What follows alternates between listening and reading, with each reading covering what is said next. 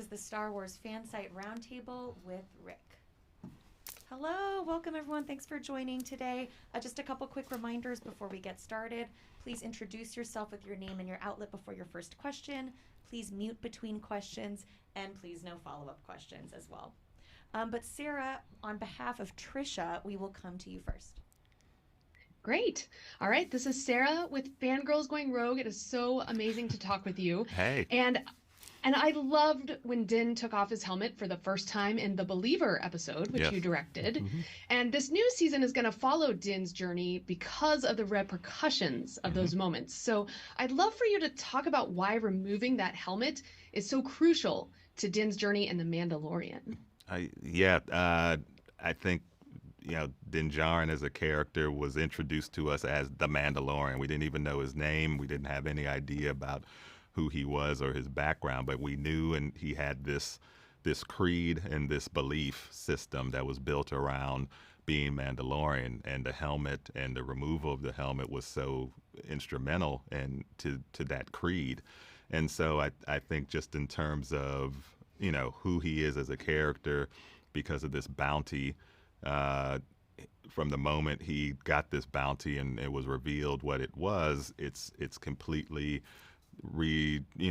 wired his ideas about all of it, both his identity as a bounty hunter, but then he has his identity as a Mandalorian. And so when we were coming to that episode, knowing that with that there would have to come a time when those beliefs came up against reality, came up against sort of what he needed to do, particularly to protect this child, and what would he do in that circumstance if he had to take off this helmet. So I think he made that choice. I think he made the right choice.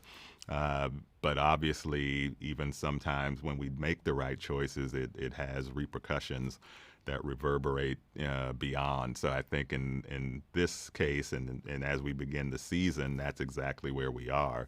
And even though he has this child now in his care in a more permanent way, those decisions for those who brought him in, that covert who took him in, are still going to have lasting consequences, which Din Djarin has to now find a way to atone for.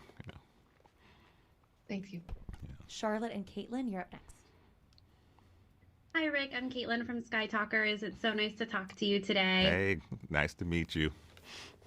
Our question is, your episode of The Mandalorian have been some of our favorites in the past. What themes or concepts are you most excited to explore when you take on a new episode?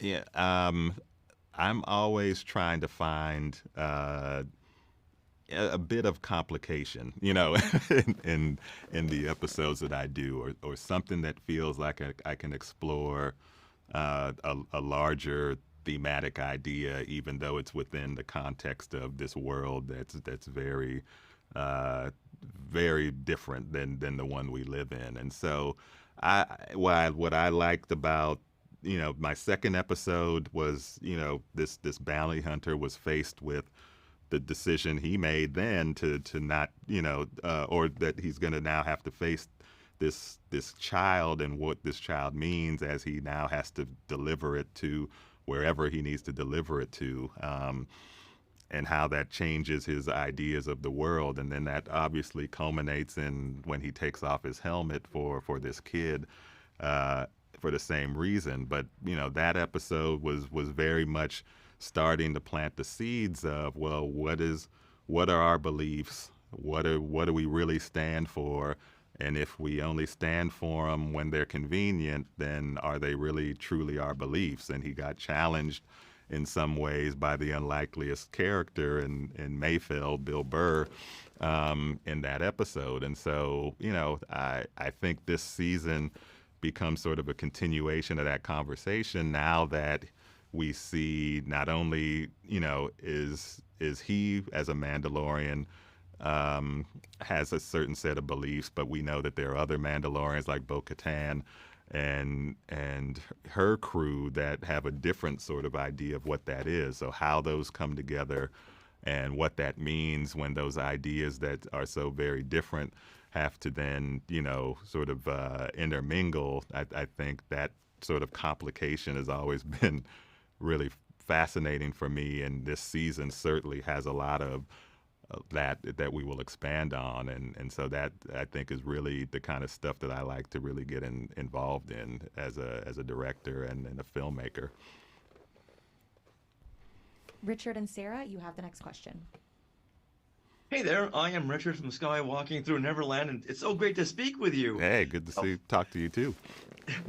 For the episode that you directed for season 3, was there a particular musical direction you gave Joseph Shirley that you can tease us with?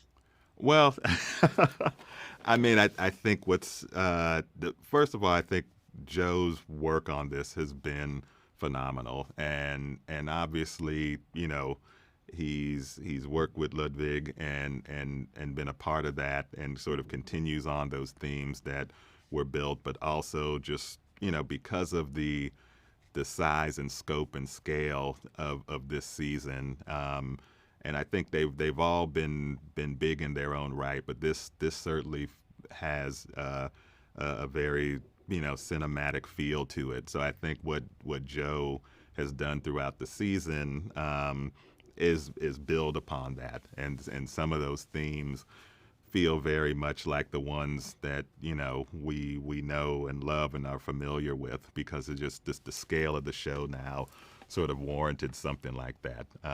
So I do feel like we're feeling some of the opera this season around as Joe starts to tackle the music. So. Well, thank you very much, and you have spoken. I have. Kerwin and Keith, you have the next question. Thank you. We're Kerwin and Keith from Father Son Galaxy. How are you, Rick? Hey, Nice to meet you. How you guys? Hi. Nice to meet you guys. I just want to say that I've been a big fan of your work from the very beginning. I enjoy The Wood and Brown Sugar. They're wonderful films. Oh, my good. Thank you so much. I appreciate that. Your episodes in The Mandalorian have been praised for their ability to capture the spirit and the essence of the Star Wars universe. What do you think are some of the key elements of your episodes that make them resonate so strongly with the audience? And how do you balance the expectations of diehard fans with the need to appeal to a wider audience? Oh, wow. Quite a question. I don't know. I don't know if I have a specific answer, because I think for me, I'm not necessarily, when I approach it, I don't approach it like it's Star Wars. Because I think what I loved about this world and what was so special is that it felt very real and grounded, and these characters were real to me, and the things they were dealing with in terms of family, in terms of just sort of adventure, in terms of just the call to wanted to make change, all felt so real to me. So and so that was all put into this world that was one conceived by George, that had all this technology and all these different alien species, and it had the Force and it had Jedi, but ultimately the stories were about these people. And so my approach has always been that I'm trying to find the story that resonates with me as a human being, and then hopefully all the things that make Star Wars what it is, enhances that. And so that's always been my approach, is to just say, let me just tell this story, and then hopefully it resonates. And then I think for me, being a fan of the original and just what George Lucas was able to create, I've always just tried to be true to that. And George sort of created this story that was about this particular galaxy, but he was living in a world that was very real, and those themes and ideas were coming through in the work he was doing. And so I think in the same way, that's what I'm trying to do as I approach each episode, or the work that I'm doing, is it sort of relates to me in a way that's very real. And I think that's what makes Star Wars is at the end of the day, it's still real people, even though it's in a galaxy far away. So that's always been my approach. Thank you so much. Thank you. Brian, you have the next question. Hi, I'm Brian with the Full of Sith podcast. All right. Rick, thanks for talking to us. Okay. I read in an interview that you did that the different directors always bring something of their own to the table for each episode of the show. And one of the things I've always really been fascinated by are like those cinematic influences. When we talked to Jon Favreau and Dave Filoni earlier today, they talked about like Paper Moon and Seven Samurai. And I know you kind of come from a different world of filmmaking, maybe sometimes than they might. Yeah. What stuff are you falling back on? What influences or inspires you as you're sitting down to work on your episodes in season 3? I mean, I think, look, a lot of those influences are universal, and they were the same things that influenced me as a filmmaker. And certainly, as George was creating Star Wars, influenced him. But, so I don't necessarily like, and I don't always look at specific films or genres as a touch point. But there were a couple of things, especially in past seasons, that I really sort of looked at as I was thinking about my episodes. In season 1, episode 2, the child, I was really thinking about The Kid, the Charlie Chaplin film, because in many ways, I was telling this story with very little dialogue. I think the first half of the film, or first half of the episode, there's not one word of dialogue spoken. And so how do you tell this story about this relationship when you don't have words to help you? And so I went back and looked at a lot of those films, particularly that one. And so that became an influence. And then as I was thinking about writing again my episode season 2, I was thinking a lot about Wages of Fear, this film that I'd seen about these men who transport nitroglycerin. And so there was something about how, because they were in these life or death circumstances, these people who often were from different points of view in those moments were sort of free of fear, so they could kind of reveal themselves to each other. And so I think for Mando and Mayfeld being on a similar kind of adventure, I felt could be an interesting way to sort of challenge Mando's ideas from someone who probably wouldn't be able to challenge him otherwise. And so for this season, there's not necessarily one film or thought that I have in mind, but I do think about these themes about what defines us, what is our ideology, how does that define us individually, but then what does it mean to be a part of a larger group? And some of those ideas are going to be revisited here this season. And I'm really excited about those bigger picture ideas around the Mandalorians as we get into season 3 that have been seeded, but now are really going to come to real fruition. But I don't necessarily have a specific movie in mind, but I think that's really where this season is. Dan, you're up next. Hey, Dan Zaire from Coffee with Kenobi. What's up? One of my favorite things about the behind the scenes of the first season, besides you wearing the J's, of course, best dressed director in Star Wars. There you go. I liked hearing about your the production and you all sitting together in that roundtable. If you could talk about your role in the production of the show and how it's evolved this season, and how does that impact your role as a director? Yeah, what's been incredible about this experience is, of course, my Star Wars fandom and geekdom has been, thoroughly expressed. But really, the environment that was created by Jon Favreau and Dave Filoni as this show was coming together really set the tone for the experience of making this story, and it was so collaborative and so open, and he was so open to each director bringing their point of view to the larger storytelling that it really created a sort of a family dynamic in terms of how these stories come together.